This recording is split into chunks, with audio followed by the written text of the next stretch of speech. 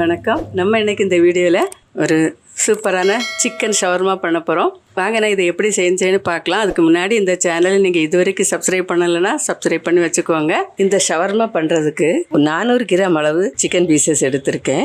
எலும்பில்லாத பீஸை இது மாதிரி ரொம்ப தின்னாக கட் பண்ணி வச்சுருக்கேன். இது சீக்கிரம் வேகும், அதுக்காக தான் இது மாதிரி பண்ணியிருக்கேன். இதை ஊற வச்சிடலாம். இது நம்ம கடைகளில் தான் வாங்கி சாப்பிடுவோம். சிம்பிளாக வீட்டில் எப்படி நம்ம செய்யலான்னு சொல்லி பார்க்கலாம். இப்போ இதுக்கு மசாலா சேர்த்துடலாம். நம்ம வீட்டில் இருக்கக்கூடிய மசாலாவே இதில் சேர்ப்போம். 1 ஸ்பூன் ஆயில் சேர்க்கலாம்.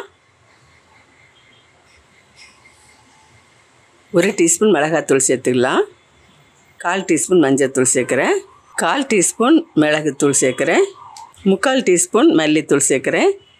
கொஞ்சமாக கசூரி மேத்தி, இதை நல்லா கொஞ்சம் கசக்கிட்டு இதில் சேர்த்து விட்டுடலாம். உள்ளங்கையில் வச்சு கொஞ்சம் பொடி பண்ணி சேர்க்கலாம்.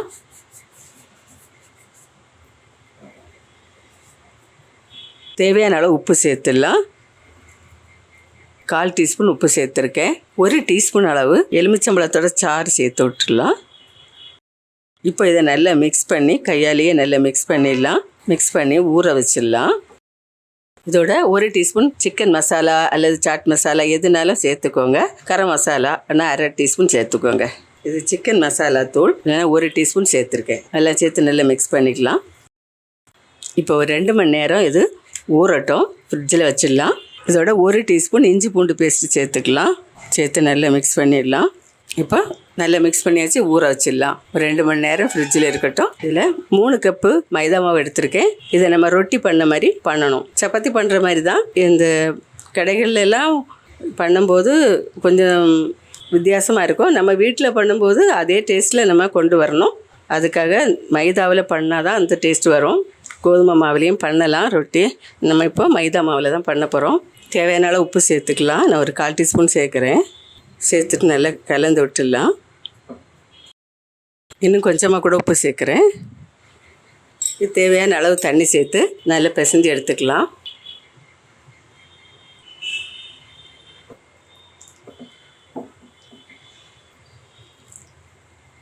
இப்போ இந்த மாவுக்கு ஒரு 150 ml தண்ணி தேவைப்பட்டிருக்கு. 1 கப்பு தண்ணி எடுத்திருந்தேன்.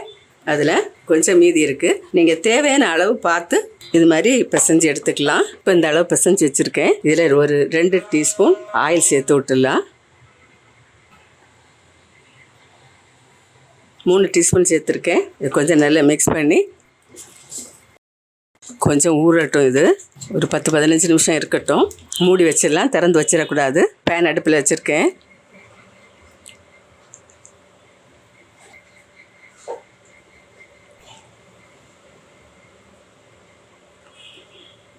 இப்போ ஊற வச்ச சிக்கனை எடுத்துகிட்டு வந்துட்டு ஃப்ரை பண்ணிடலாம். அடுப்பை குறைவான தீயில வச்சுக்கலாம்.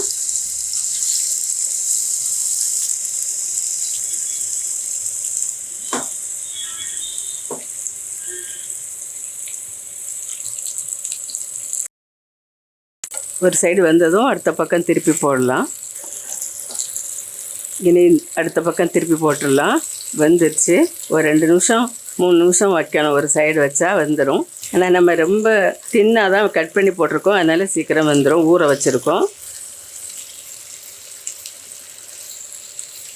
இந்த சைடு வேகட்டும். ஒரு மிதமான தீயில இருக்கட்டும். ஒரு 2 நிமிஷம் இருக்கட்டும், அப்புறம் எடுக்கலாம். இப்போ இந்த சைடும் வந்துடுச்சு. போதும், வந்தது போதும். இதை எடுத்துடலாம்.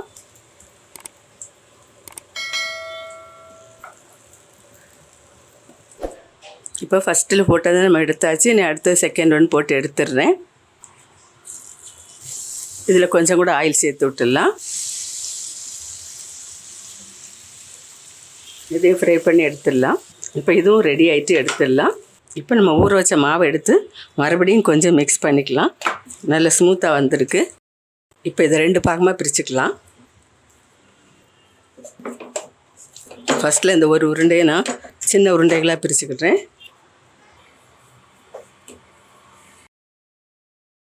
இப்போ 4 பிரிவாக பிரிச்சுருக்கேன், 4 உருண்டையாக. இப்போ ஒவ்வொரு உருண்டையும் நம்ம உருட்டி எடுத்துக்கலாம்.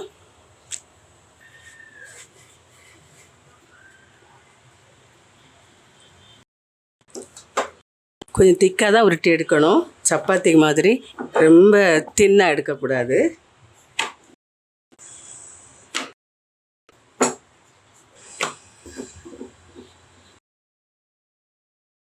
இது இப்போ இதில் பொடியெல்லாம் ஒட்டி இருக்கும், அதை கொஞ்சம் அப்படி தட்டி விட்டுடலாம்.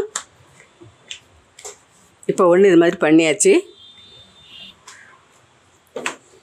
இனி சுடுறதுக்கு தவா அடுப்பில் வச்சிடலாம். தவா அடுப்பில் வச்சுட்டு இதில் எண்ணெய் எல்லாம் சேர்க்காமலே இதில் சுட்டு எடுத்துடணும்.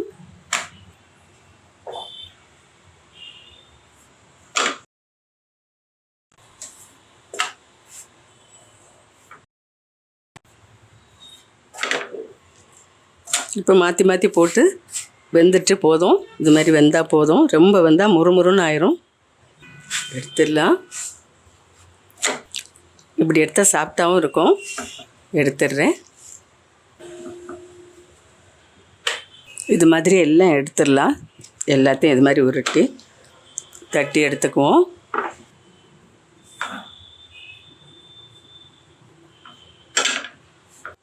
இப்போ இது மாதிரி போதும். இதை எடுத்துடலாம். இது மாதிரி எல்லாத்தையும் எடுத்துடலாம். நான் இப்போ 4 பீஸ் மட்டும் இப்போ செய்கிறேன். இப்போ ஃப்ரை பண்ணி வச்ச இந்த சிக்கனை நம்ம சின்ன சின்ன துண்டுகளாக கட் பண்ணி எடுத்துக்கலாம். பிச்சு பிச்சு கூட போடுவாங்க. ரொம்ப சின்ன பீஸ் இல்லாமல் கொஞ்சம் பெரிய பீஸாக பண்ணுறேன். இது வாயில் வச்சு கடிக்கும்போது சவைச்சி சாப்பிட்றதுக்கு நல்லா இருக்கிற மாதிரி இருக்கும். இது மாதிரி கட் பண்ணி எடுத்துக்கலாம் எல்லாத்தையும். இப்போ பாருங்கள், நல்லா கட் பண்ணி எடுத்தாச்சு. இது மாதிரி ரொம்ப சாஃப்டாக இருக்குது. சிக்கன் கட் பண்ணியாச்சு. மைனஸ் ரெடியாக இருக்குது. ரொட்டியும் ரெடியாக இருக்குது. நம்ம இப்போ அதை செஞ்சிடலாம். இது மாதிரி பட்டர் ஷீட் எடுத்துக்கலாம். இப்போ நம்ம ரோல் பண்ணிக்கலாம். பட்டர் ஷீட் அடியில் போட்டிருக்கேன். ரொட்டி இது மாதிரி வச்சுட்டு சிக்கன் எடுத்து வச்சிடலாம். தேவையான அளவு சிக்கன் எடுத்து வச்சுட்டு இதில் மைனஸ் ஊற்றிடலாம். சிக்கன் ஷவர்மாவுக்கு மைனஸ் தான் ஹைலைட்டு.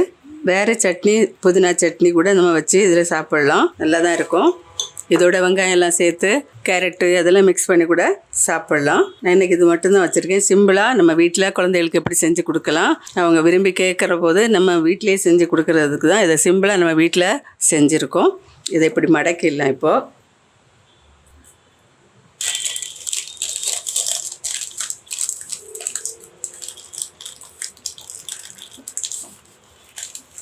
இப்போ நம்ம இப்படி உருட்டிட்டு இந்த சைடை இது மாதிரி உள்ள சுருட்டி விட்டுடலாம். இப்படி ஒவ்வொரு 4ஐயும் இது மாதிரி ரெடி பண்ணிக்கலாம்.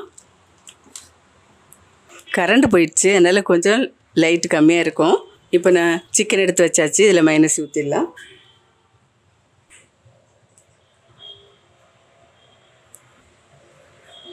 மடக்கிடலாம்.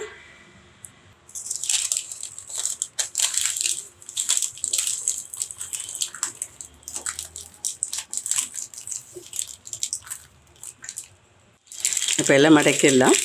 கீழ்ப்பக்கத்தை இது மாதிரி மடக்கி உள்ளே விட்டுறணும்.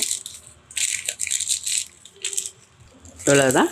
நல்லா உருட்டிட்டு கீழே உள்ள பேப்பரை உள்ளே மடக்கி விடணும். இது மாதிரி எல்லாம் செஞ்சிடலாம். இப்போ பாருங்கள், சூப்பராக ரெடி பண்ணிட்டோம். இவ்வளவுதான். ஈஸியாக செய்து கொடுக்கலாம். உங்களுக்கு எல்லாருக்கும் பிடிச்சிருக்கும்னு நினைக்கிறேன். மறுபடியும் ஒரு நல்ல ரெசிபியோட நான் உங்களை சந்திக்கிறேன். மறக்காமல் லைக் பண்ணுங்கள், கமெண்ட் பண்ணுங்கள், சப்ஸ்கிரைப் பண்ணுங்கள். நன்றி. God bless you.